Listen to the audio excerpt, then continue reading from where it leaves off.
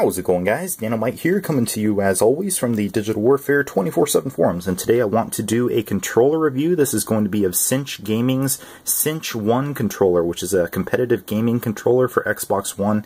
It is completely tournament legal, and there are pros that do choose the Cinch over the Scuf controller, and we're going to be talking a lot about the comparison between those two brands.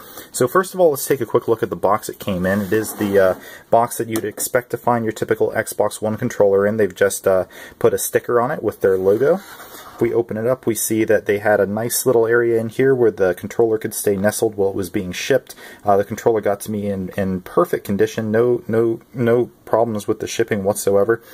They also included the two AA batteries in there, and then that small Allen wrench that you see is for adjusting the adjustable trigger stops. So that's going to be enough about the packaging. Let's move on to the controller itself. So the major appeal for me to invest in a competitive gaming controller is that you can take the A and B buttons and you can map them to the underside of the controller. Now, Cinch and Scuf go about this in two very fundamentally different ways. Scuf does it by putting two paddles on the underside, and you have to press them basically with a motion sort of like that, with the side of your middle finger, or at least with the way I grip a controller, that's how it works for me. But when I tried that, when I tried a controller that was very much like a Scuf, and tried pressing the paddles and tried using it in-game, it just really didn't work for me. The motion was unnatural, and the edges of the paddles sort of dug into my fingers, so I thought to myself, what kind of controller do I need to get where I can actually get buttons? That would make so much sense. So I did some research, and sure enough, there's a company called Cinch that does indeed do that. So let's flip it over and take a look at the buttons on the underside. You can see those two small buttons, one in the top of each of the hand grips, and I'll show you how the grip lines up actually. If you grip around the side here, my middle finger is actually going to contact exactly where that button is, and it's just a straight up and down motion. It's extremely natural. I don't have to use any kind of weird contorted grip to be able to push the button. Furthermore, the buttons press extremely easily. I was having some difficulty pressing the paddles on the last controller that I got and ultimately returned, but they're very smooth. They remind me of the 4 face buttons on the Xbox controller, and I was really happy with how that works. And in-game too, it definitely provides a nice advantage when you're playing Titanfall. It's really nice to be able to dash and sprint without having to reach your thumb off the thumbstick. And when you're in a Titan, that means you can continuously fire while you're dashing around, and that can be really useful.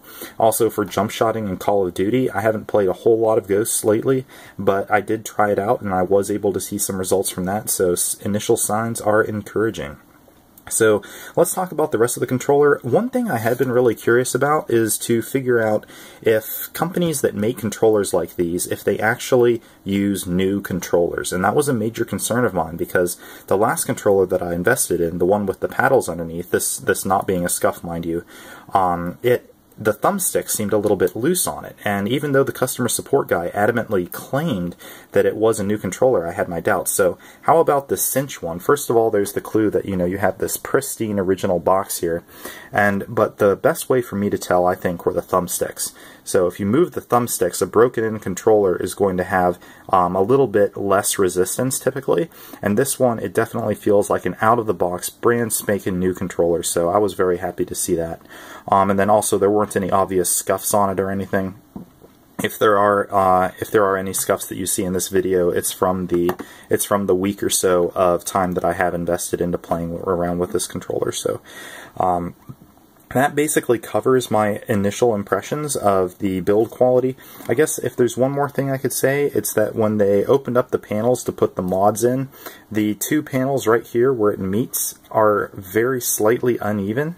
And that's true for both sides. It's not something that affects me based on my grip. It's not something that irritates me, but it is possibly something that other people might notice. And one more thing, you might be wondering what these little nubs are here. Those are the back ends of the adjustable trigger stop mechanisms, and they've actually protected them with a little plastic nub. I was worried when I saw this in the pictures that it was going to irritate my hands, but it actually doesn't. It feels really good, and my hands actually don't usually contact that with the grip that I use anyway. So speaking of the trigger stops, they are very effectual.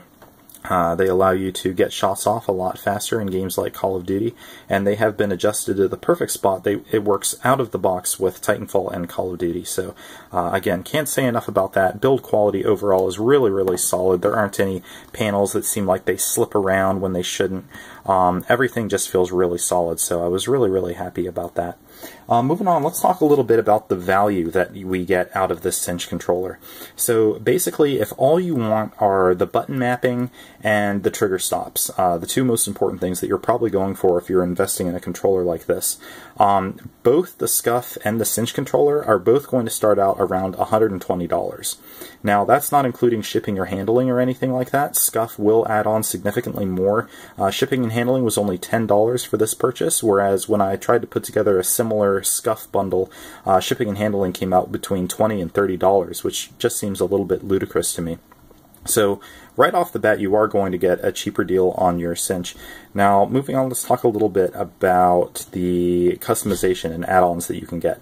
Now, you'll see that I have here the blackout buttons. I have a customized orange face shell here. And actually, if I plug it in for you guys, you'll actually be able to see the custom LED color, which is pretty nifty.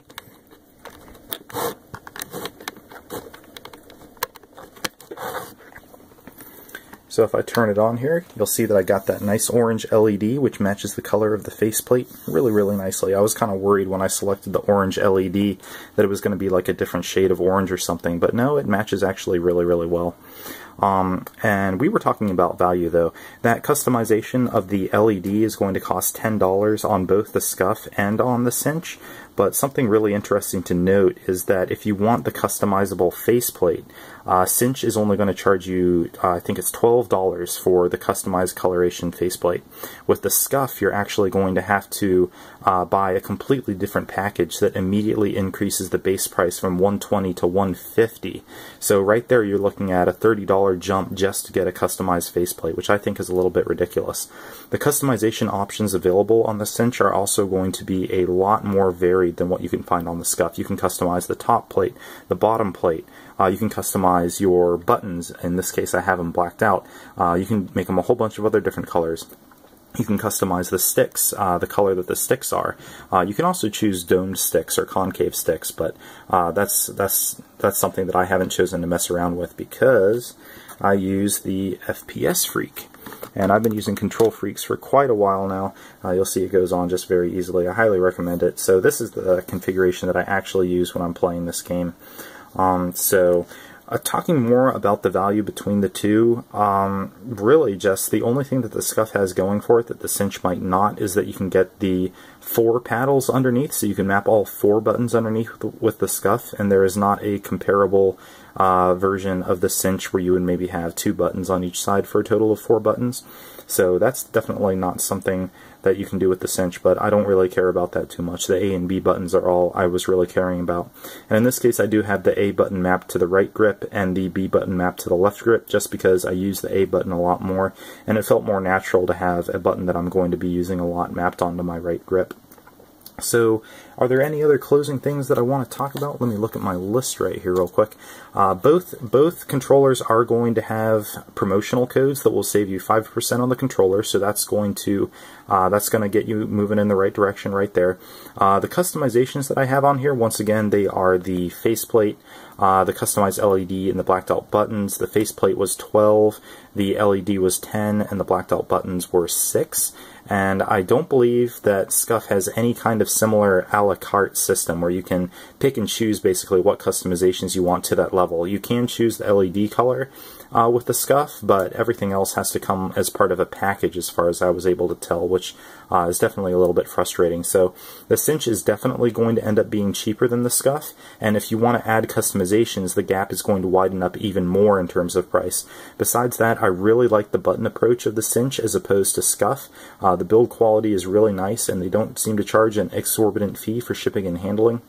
All told, I'm really sold on this controller, and I'm looking forward to using it in gaming to come. So if you guys have any questions about the Cinch, feel free to message me on YouTube, and I'll get back to you.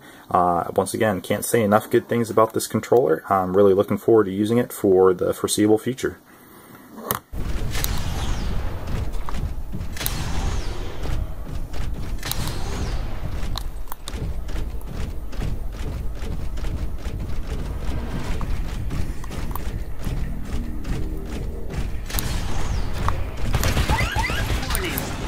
threats attacking. Caution, you are outnumbered 2 to 1. Warning, another Titan is attacking you. Caution, you are outnumbered 2 to 1. Warning, recovery recommended.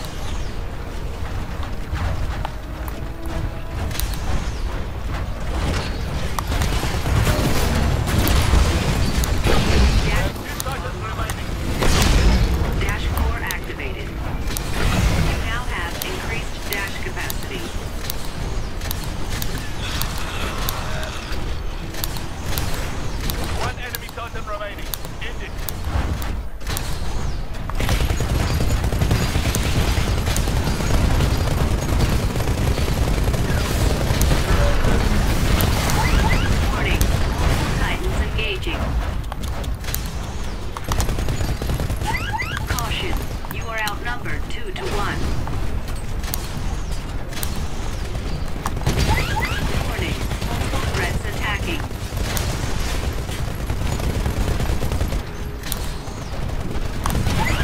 Warning, multiple threats attacking.